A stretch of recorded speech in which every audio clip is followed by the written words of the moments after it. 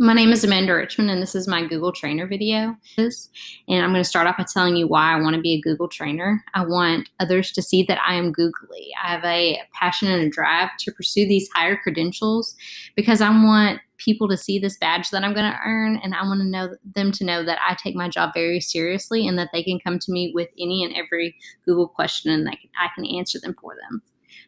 Being googly to me is my passion and pride for education. I have a passion for introducing technology in the classroom in a meaningful way. I believe that learning plus enjoyment equals engagement. My driving force is really seeing that technology work for the students and teachers and seeing their face light up. I have the ability to visit with every student and every educator, and I get to train them on these Google Suite items. And even though we're a Title I school and we're far from being a one-to-one campus, we really have the heart to continue to utilize all of our resources in a meaningful way. All right, for the second part of my video, I'm going to show you how to set up a Google form for a polling station.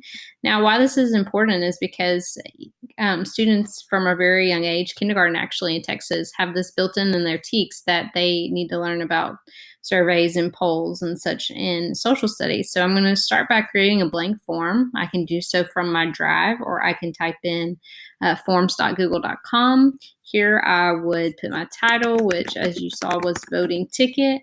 If I change it here, I can change it there with one simple click. Of course, my question is going to be those candidates or those nominees. It doesn't have to just be presidents. It could be their favorite lunches, therefore, just so they get that idea of what it's like to be surveyed, what it's like to vote for different things. And what's so great about this Google form is that once we complete it and that we share it, now here you can see that I can restrict it to my domain at Dayton ISD. I can take that away if I want to reach my students on a different domain.